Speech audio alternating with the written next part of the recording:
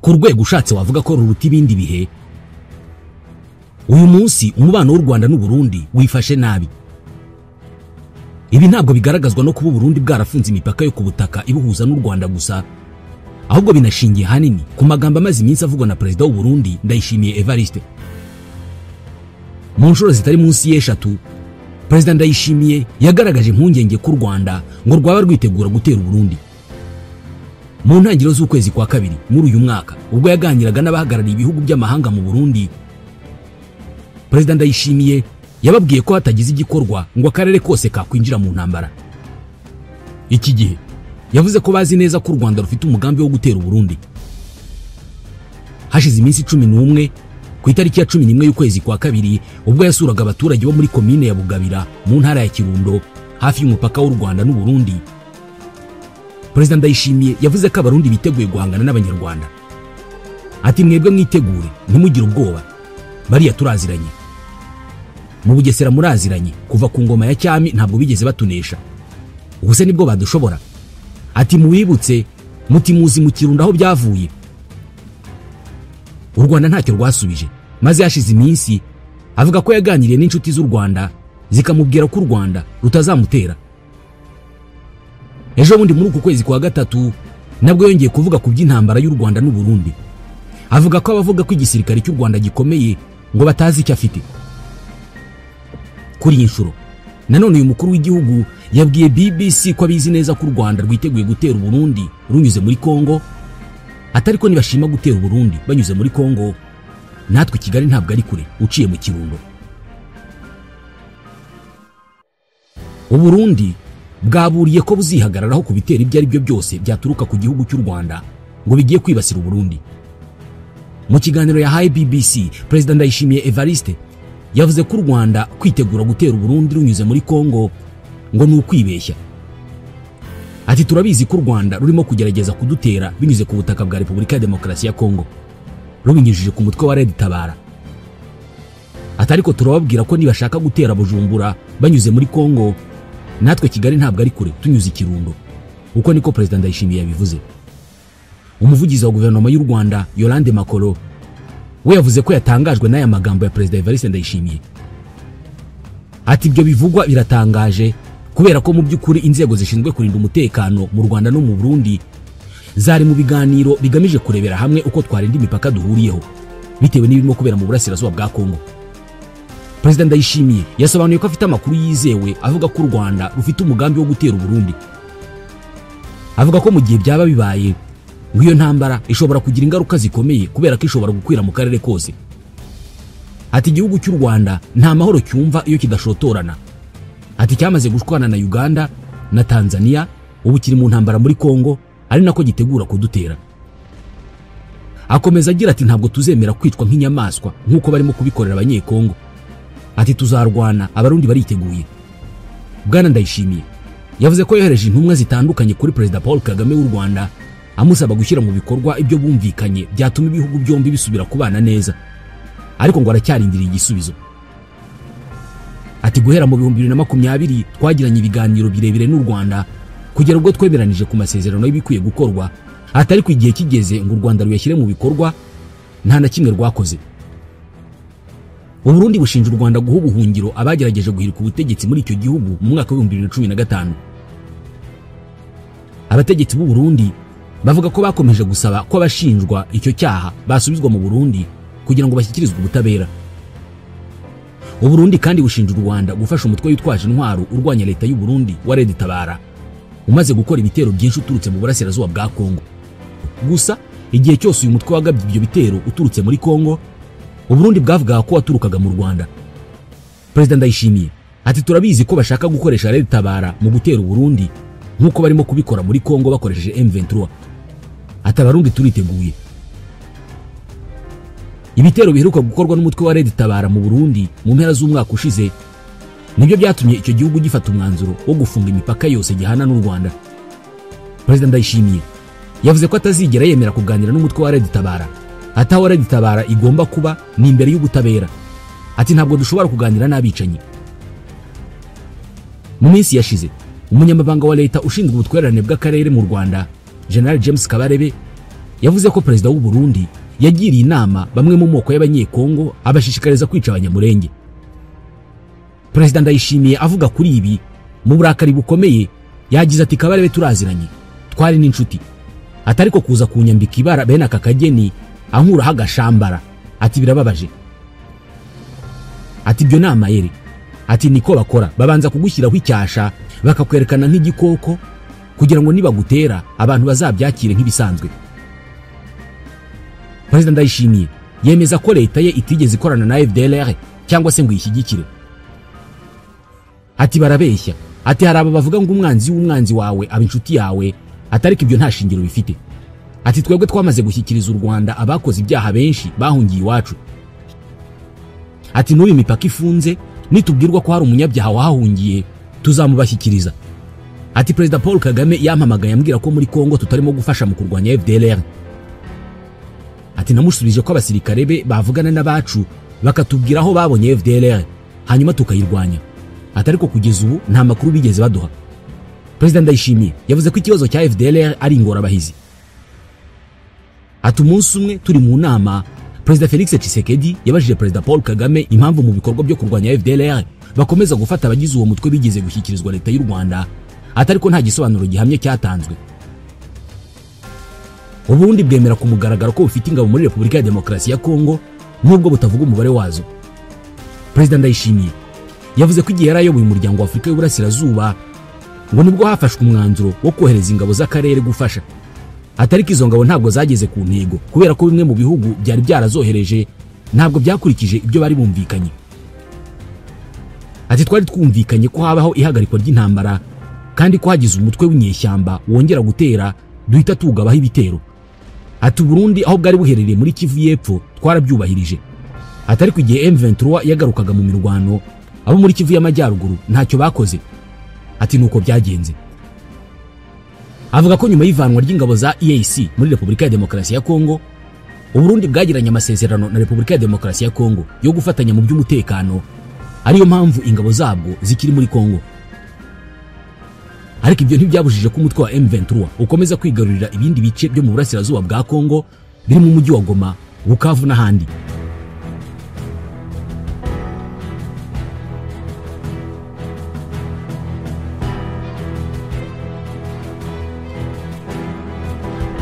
Perezida Ndayishimiye ashinja abayobozi ba Kongo kuba aribo bakoze ikosa. Ati nibyo turi mu masezerano yo gufatanya mu by'umutekano, ariko iyo tugiye gufasha igikorwa nyamukuru kiba ari cy'igisirikare cya Kongo. Ati twajyanye ingabo nke zo gufasha kubera ko abandi basirikare dukeneye ko bakomeza gucunga umutekano w'igihugu, abandi bari mu yindi mirimo itandukanye. Ati rero kuba M23 ikomeje kwigarurira utundi duce ibyo ntabwo twabibazwa. Kugira ngo intambara yo mu burasirazuba bwa Repubulika ya Demokarasi ya Kongo irangire, Perezida Ndayishimiye Evariste avuga ko yasabye mugenzi we wa Repubulika ya Demokarasi ya Kongo gutangiza ibiganiro by'amaso ku yandi n'abafite uruhare bose muri iyo ntambara kugira ngo haboneke umuturambye. Uyu mukuru w'igihugu cy'u Burundi yavuze ko inzira yonyine ishobora kurangiza iyo ntambara ari ibiganiro bidacagase bihuje impande zose. Yongeyeho ko Uburundi bushyigikiye ibiganiro biyobowe n'umuryango w'ibihugu byo mu burasirazuba bwa Afurika ndetse n'umuryango w'ibihugu byo mu majyepfo ya Afurika SADC. Mu mpera z'icyumweru gishize umutwe wa M23 wikuye mu biganiro byari byateguwe ngo biyihuze na leta ya Kongo. Impamvu nuko ubwo haburaga amasaha make ngo ibyo biganiro bibe, umuryango w'ubumwe bw'Uburayi wafatiye ibihano bamwe mu bayobozi ba M23. Perezida Ndayishimiye yagize ati niyihe nyungu dufite yo kureka abantu bakamarana hanyuma imirambo yamara gutikira tukabona kujya mu biganiro. Ati byo nakumiro, ibiganiro bigomba gutangira mbere, intambara ikaba amahitamo ya nyuma. Yakomeje avuga ko intambara yo muri Kongo ishobora kurangira burundu ari uko umutungo kamere w'icyo gihugu usaranganyijwe ku baturage bose. Ati iki kibazo kizakomeza gukomera igihe abantu bake aribo bihariye umutungo w'igihugu mu gihe rubanda rusigaye mu bukene. Ibyo nibyo bitera abantu kwigomeka bigakurura intambara. Kuwa gatandatu ku itariki ya 22 y'ukwezi kwa gatatu, umunsi umwe nyuma yo kwigarurira umujyi wa Walikale, umutwe wa M23 wasohoye itangazo rivuga ko uyu mutwe uvuye muri uwo mujyi. Bukeye bwaho leta ya Kongo nayo yavuze ko ihagaritse ibitero byose ku ngabo z'umwanzi inategeka abarwanyi ba Wazalendo kubahiriza iyo myanzuro mu rwego rwo guha amahirwe ibiganiro. Ntabwo ari ubwa mbere impande zihanganye mu burasirazuba bwa Kongo zemeranya agahenge ariko ntikubahirizwe. Kuri iyo ngingo, inama y'abakuru b'ibihugu bigize umuryango wa Afurika y'Uburasirazuba EAC na Afurika y'Amajyepfo SADC yategetse gutangira kubahiriza ingamba zafashwe n'abagaba b'ingabo b'iyi miryango mu guhagarika intambara mu burasirazuba bwa Repubulika ya Demokarasi ya Kongo no kugera ku mahoro arambye. Iyi nama y'abakuru b'ibihugu yahuriyemo abarenga 10 yateranye hifashishijwe ikoranabuhanga, yitabirwa n'abarimo Perezida Tshisekedi wa Repubulika ya Demokarasi ya Kongo, Perezida Paul Kagame w'u Rwanda, Ndayishimiye Evariste w'u Burundi n'abandi. Yari yobowe na Perezida William Samuel Ruto wa Kenya ukuriye umuryango wa Afurika y'Uburasirazuba na Emmerson Mnangagwa wa Zimbabwe ukuriye SADC.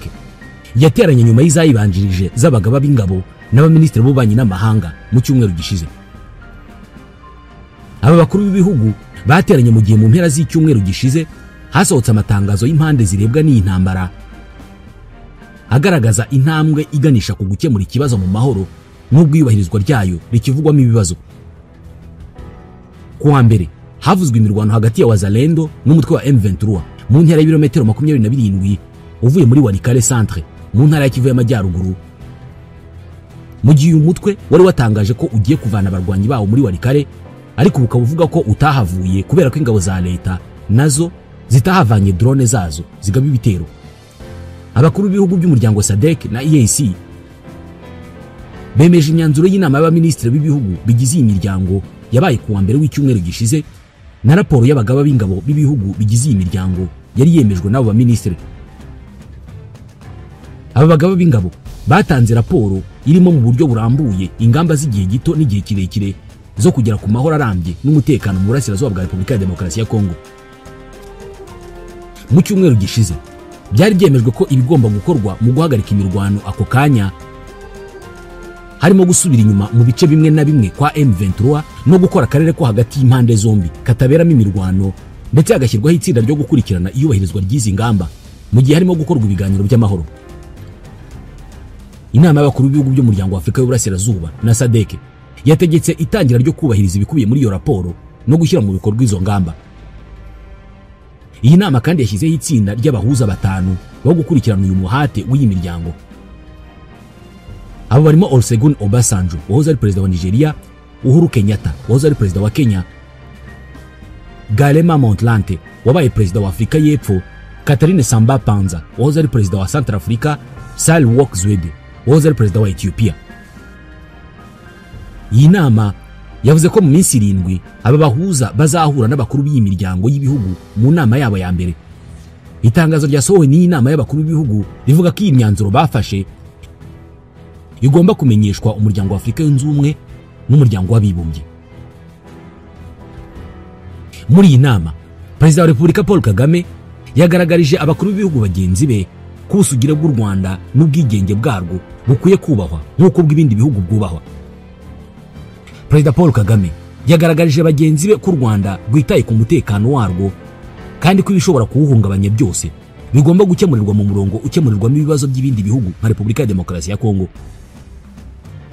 Ati u Rwanda ruracyatewe impungenge n'ibyabangamiye umutekano warwo kandi bikwiye gukemurirwa mu murongo wo gukemuriramo ibibazo by'ibindi bihugu nka Repubulika ya Demokarasi ya Kongo. Ati iyo tuvuga ubwigenge n'ubusugire bugomba kuba bwa buri gihugu. Buri gihugu gikwiye kubahirwa ubusugire n'ubwigenge. Aganisha kuri Repubulika ya Demokarasi ya Kongo, Perezida Paul Kagame yavuze ko iyo ushaka guhagarika intambara uhagarika akarengane n'ibibazo bya politike ku baturage bawe, ariko no ku bandi barimo abo mu baturanyi bigiraho ingaruka.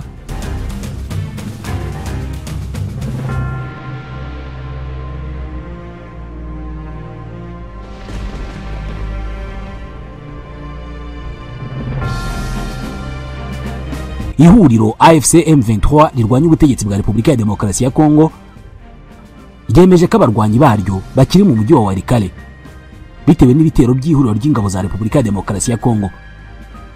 Ku itariki ya 22 y'uku kwezi kwa gatatu, AFC M23 yari yavuze ko yafashe icyemezo cyo gukura abarwanyi bayo muri uyu mujyi ndetse no mu bice bihana imbibi nawo mu rwego rwo kugira ngo ibiganiro by'amahoro bibe mu mwuka mwiza. Muri iryo tangazo iri huriro ryateguje ko ingabo za leta n'imitwe ya wazalendo ngo nibagaba ibitero ku basivile cyangwa se ku birindiro bya AFC M23 ngo iri huriro ry'abarwanyi rizisubira kuri iki cyemezo.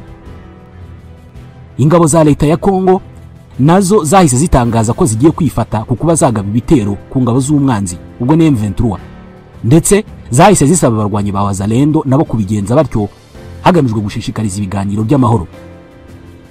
Mu itangazo yasomeye kuri televiziyo y'igihugu icyo gihe mu ijoro ryo kuwa gatandatu, umuvugizi w'ingabo za Kongo General Major Sylvain Ekenge yavuze ko FARDC irimo gukurikirana n'ubwitonzi igikorwa cya M23 cyo kuva muri Walikale ikagera hitwa Kibati. Yavuze ko FARDC yafashe icyemezo cyo guhagarika kugaba ibitero kuri M23 kugira ngo bashishikarize kureka imirwano no gukomeza inzira ya Rwanda na Nairobi n'ibiganiro by'amahoro biheruka gutangirira muri Qatar. Mu kiganiro n'abanyamakuru kuwa gatandatu, Madame Thérèse Kayikwamba Wagner, Minisitiri w'Ububanyi n'Amahanga wa Repubulika ya Demokarasi ya Kongo, yavuze ko uruhande rwa leta ngo rwiyemeje guhagarika imirwano vuba bishoboka kugira ngo barengere abaturage bababaye. Madame Kayikwamba icyo gihe yavuze ko kubera uburyo ubu bushyamirane bwagiye buhindagurika ngo basanze ari ngombwa cyane kubw'inyungu z'abaturage kuganira bitaziguye na M23 mu gihe byagira umusaruro wo guhagarika imirwano. Haba leta ya Kongo na M23 bose bavuga ko uzashotorwa n'undi ngo azahita yubura imirwano akisubiraho kuri cya cyemezo cyo guhagarika imirwano. Birasa naho ari byo byabaye. Umuvugizi wa AFC M23 Bwana Lawrence Kanyuka yavuze ko ihuriro ry'ingabo za Repubulika ya Demokarasi ya Kongo ryanze guhagarika ibitero bya drone muri Walikale. Ati FARDC n'imitwe bakorana ntabwo bahagaritse ibitero bya drone muri Walikale. Ati iki kibazo kirimo gukerereza gukura ingabo za AFC M23 muri iki gice. Ati ni ngombwa kumenya ko ibi bikorwa ari imbogamizi ikomeye cyane yo kubahiriza gahenge kandi birabangamira gahunda z'amahoro zikomeje. Abantu bose bari bishimiye icyemezo cyo guhagarika imirwano babona ari intambwe yo kurangiza iyi ntambara. Ndetse na mu gitondo cyo kuri uyu wa mbere, Qatar yavuze ko yashimye ibyatangajwe na leta y'u Rwanda na leta ya Repubulika ya Demokarasi ya Kongo byo kwiyemeza guhosha no kugabanya ubushyamirane mu burasirazuba bwa Kongo bijyanye n'itangazo ry'umutwe w'inyeshyamba za M23 urwanya ubutegetsi bwa Kongo ryo kuva mu mujyi wa Walikale. Leta y'u Rwanda nayo yari yavuze ko ishima igikorwa cya M23 cyo mu rwego rwo gushyigikira gahunda z'amahoro zirimo gukorwa n'itangazo rya Repubulika ya Demokarasi ya Kongo ko ibitero byose bya FARDC na wazalendo bizahagarara. U Rwanda ruvuga ko rwiyemeje gukorana n'impande zose kugira ngo ibyemejwe bigerweho hagamijwe kugera ku gisubizo kirambye cya politike n'umutekano ku karere. Mu kiganiro n'abanyamakuru i Kinshasa ejo ku cyumweru, Minisitiri w'Ububanyi n'Amahanga wa Repubulika ya Demokarasi ya Kongo Madame Kayikwamba Wagner yari yavuze ko bizeye ko itangazo rya M23 rikurikirwa n'ibikorwa bifatika. Ati ni ngombwa kureba uko ibyo bizigaragaza. Yavuze ko Repubulika ya Demokarasi ya Kongo ishaka amahoro anyuze mu biganiro. Nubwo kuwa gatandatu M23 yatangaje ko yimuye abarwanyi bayo ibakura mu mujyi wa Walikale, Radio Mpuzamahanga y'Abafaransa na Radio Okapi iterwa inkunga na l'ONU ikorera muri Repubulika ya Demokarasi ya Kongo bari bavuze ko mu gitondo cyo kuri uyu wa mbere abarwanyi ba AFC M23 bari bakigaragara mu mujyi wa Walikale. Ibi nabo baje kubyemeza. Radio Okapi yasubiyemo amagambo ya benshi bayihaye amakuru bariyo bavuga ko inyeshyamba za M23 zari zikiri muri Walikale centre. Mu itangazo ryo kuri uyu wa mbere, Minisiteri y'Ububanyi n'Amahanga ya Qatar yari yavuze ko ibyatangajwe n'u Rwanda na Repubulika ya Demokarasi ya Kongo ngo bibona nk'intambwe nziza ikomeye iganisha ku kugera ku mutekano n'amahoro mu karere.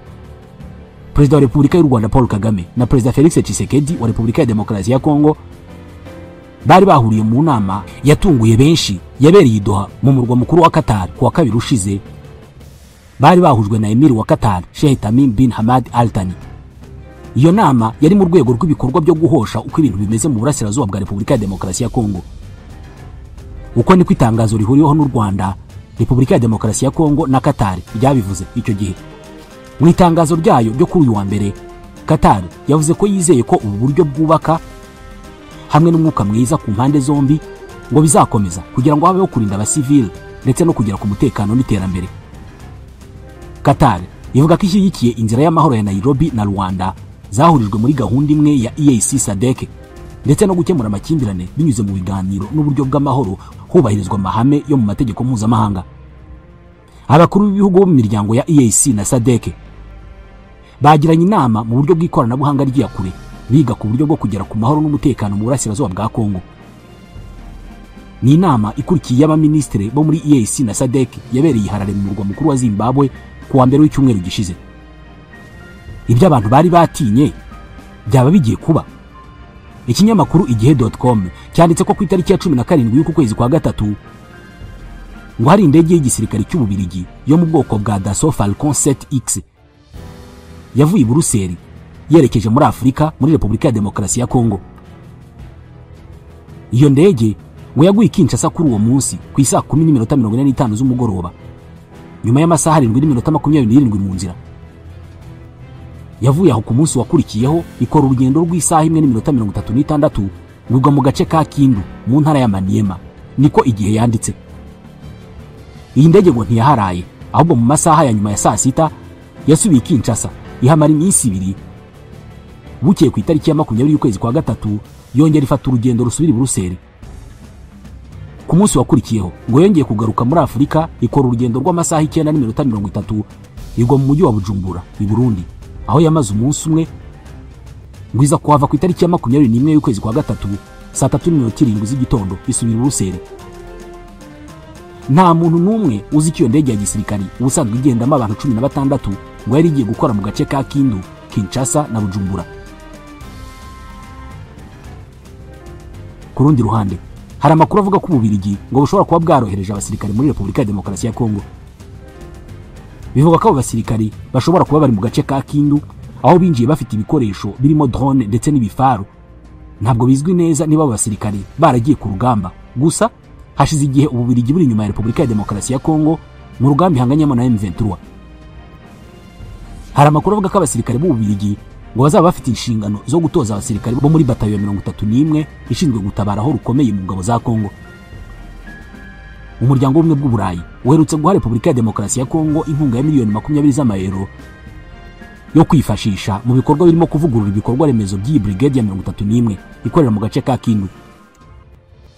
Mu gihe Ububirigi bwabwohereje ingabo muri Repubulika ya Demokarasi ya Kongo, ntabwo byaba bitangaje cyane ko iki gihugu kimaze igihe gisabira ibihano u Rwanda na M23 gishinja guhungabanya umutekano mu burasirazuba bwa Kongo, niko igihe yanditse.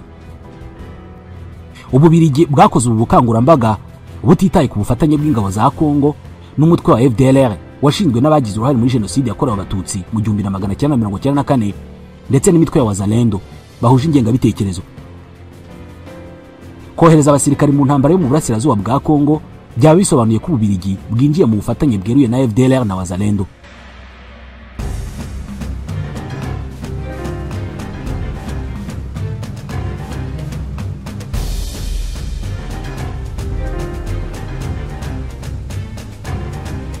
Iby'intambara yo mu burasirazuba bwa Kongo umunsi umwe bitanga icyizere ko igiye kurangira, ubundi bigasubirira udubi. Nk'ubwo leta ya Angola yavuze ko yavuye mu buhuza bwo gukemura ikibazo cy'umutekano muke mu burasirazuba bwa Kongo.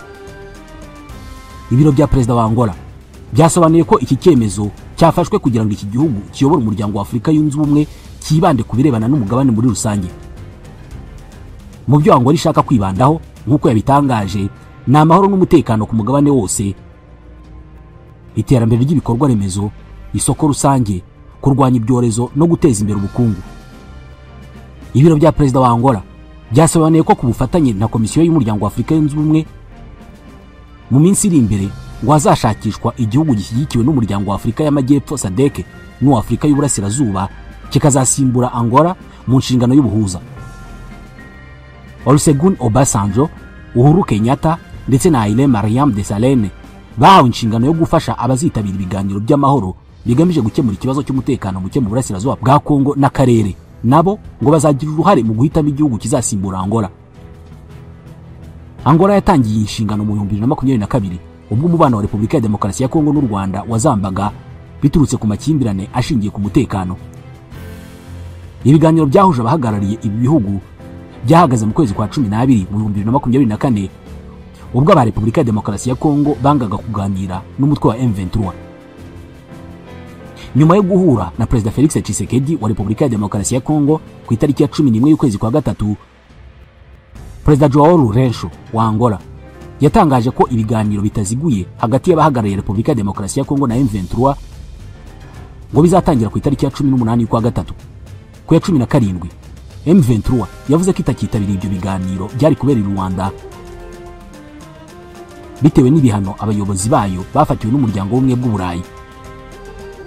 Ku munsi ibi biganiro byari gutangiriraho, Emir wa Qatar Sheikh Tamim bin Hamad Al Thani yahuje Perezida Paul Kagame na Felix Tshisekedi bahurira i Doha bashyigikira ko impande zishyamiranye ziganira nk'uko byemejwe na EAC na SADC.